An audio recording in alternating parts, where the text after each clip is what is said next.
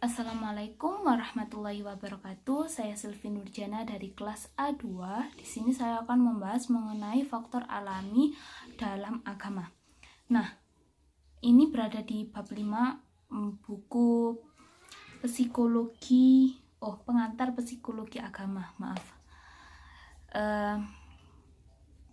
Di sini faktor alami yang dimaksud adalah sebuah pengalaman.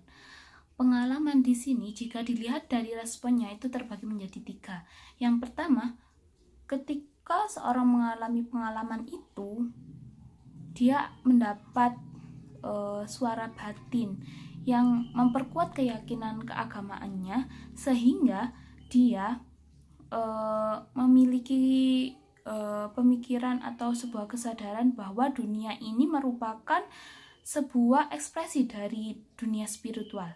Nah, yang kedua yaitu pengalaman yang membuat seseorang itu melihat bahwa alam ini terlihat seperti Tuhan atau memiliki sifat yang luar biasa sehingga dia memiliki argumen yang memperkuat keyakinannya. Yang ketiga yaitu ketika seseorang mengalami pengalaman spiritualnya, dia memiliki pemikiran kritis sehingga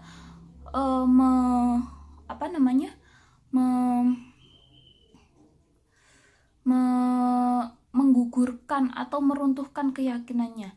Dia menganggap bahwa dunia itu sebagai ilusi. Sebuah pengalaman itu sendiri bisa berhubungan dengan faktor lain dan juga bisa berdiri sendiri. Ketika pengalaman itu berhubungan dengan faktor lain, maka dia akan menimbulkan atau menciptakan suatu sikap keagamaan dan fakta-fakta yang saling berhubungan. Namun, jika pengalaman itu berdiri sendiri, pengalaman itu akan memunculkan sebuah corak keagamaan panteistik. Di sana menganggap Tuhan itu sebagai sama seperti hukum alam. Dan juga akan muncul sebuah sikap di mana Tuhan itu ada dalam pikiran dan Tuhan itu tidak luar biasa. Nah, jika yang menganggap sikap menganggap Tuhan itu tidak luar biasa itu berhubungan dengan faktor lain, maka akan memunculkan atau memberi sumbangan kepada corak teistik, yaitu menganggap Tuhan itu ada, seperti Islam, Yahudi, Kristen, seperti itu. Jadi akan memberi sumbangan kepada corak itu. Tapi tidak semua pengamat yang memiliki karya atau pemikiran itu tadi berawal dari orang teisme. Kadang mereka malah berasal dari panteistik, seperti halnya Swinburner.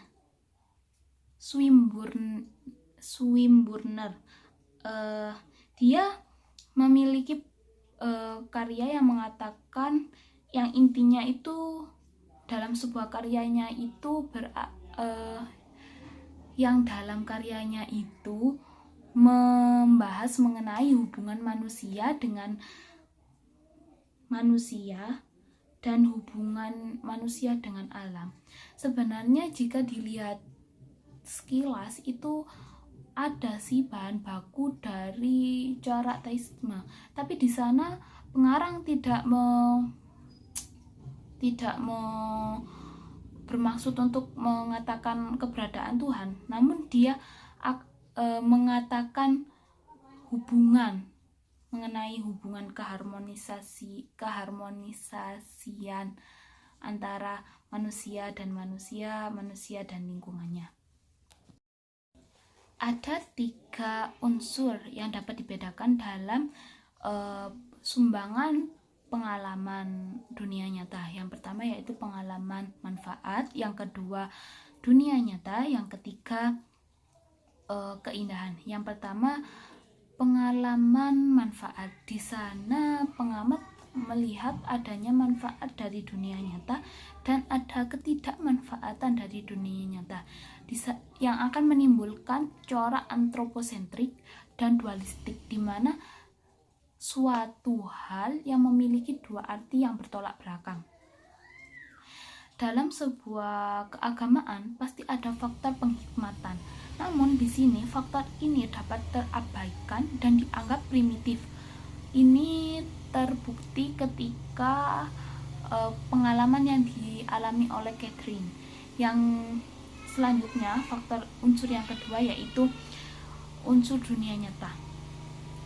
Di sana Tuhan itu Tuhan itu bukan saja dianggap sebagai pemasok utama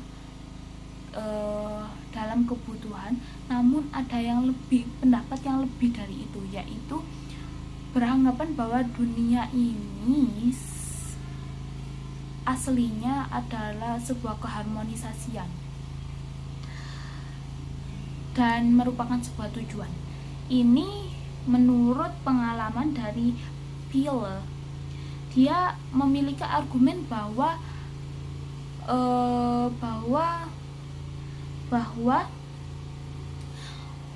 dunia itu merupakan sebuah hubungan antara orang dan orang lain, sesama manusia ataupun manusia dengan lingkungannya, sehingga dari situ akan muncul sebuah pemikiran bahwa sebenarnya dunia itu ada yang mendesain gitu, dan yang desainer itu memiliki sebuah kepribadian.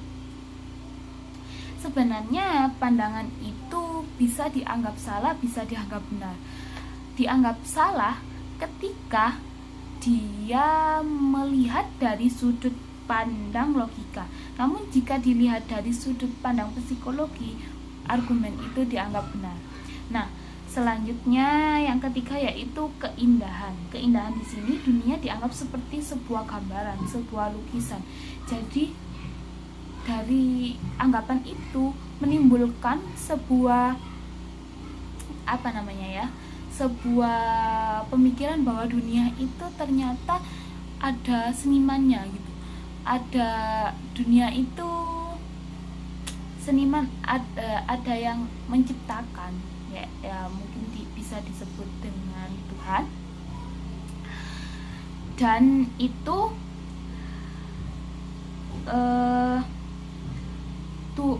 sang pencipta itu memiliki sebuah tujuan. Nah, pendapat ini muncul dari Gordon Milehovsky. Keindahan ini akan memunculkan corak estetistik. Menjadi catatan kecil bagi kita bahwa pengamat menganggap dunia itu sebagai dualisme, yaitu memiliki dua arti yang berbeda, seperti pengalaman baik dan pengalaman buruk. Nah, pengalaman buruk di sini juga dapat diatasi, sehingga akan muncul sebuah landasan panteisme, membahas mengenai pengalaman buruk. Pengalaman buruk bisa dianggap sebagai, atau hal-hal buruk ya, itu bisa dianggap sebagai kekuatan Tuhan, sehingga akan menambah keyakinan seseorang kepada agamanya. Seperti halnya ketika Arjuna melihat wujud dari Krishna. Hal lain, pengalaman buruk atau hal negatif juga dapat menjadi bahan baku dari penafsir ateis dan pesimistik yang menganggap bahwa Tuhan itu tidak ada atau Tuhan itu tidak mampu menolong umatnya. Seperti Hardy, dia mengatakan bahwa ketidakteraturan adalah fakta yang mudah ditemui dalam dunia nyata ini yang dapat menggambarkan Tuhan itu berbuat baik. Seperti itu. Ada lagi contoh pengalaman dari pengalaman buruk ya. Seperti Gautama, dia dikungkung dalam istana karena dengan tujuan agar dia itu tidak terpengaruh oleh hal negatif. Tapi dalam dalam istana itu sendiri dia menemukan hal-hal negatif seperti sakit, kematian gitu. Sehingga dia muncullah pemikiran yang menganggap pesimistik gitu, pemikiran pesimistik yang beranggapan bahwa Tuhan itu tidak mampu membantu umatnya, jadi kita harus berusaha sendiri gitu. Hal negatif atau pengalaman-pengalaman buruk itu merupakan sebuah ketegangan dalam agama. Ini dapat diatasi dan dapat pula diabaikan. Itu tergantung keyakinan agamanya. Dapat diabaikan ketika keyakinan agama itu tersusun di aspek yang menganggap aspek duniawi, aspek yang melihat dunia itu menyenangkan dan rada tidak memikirkan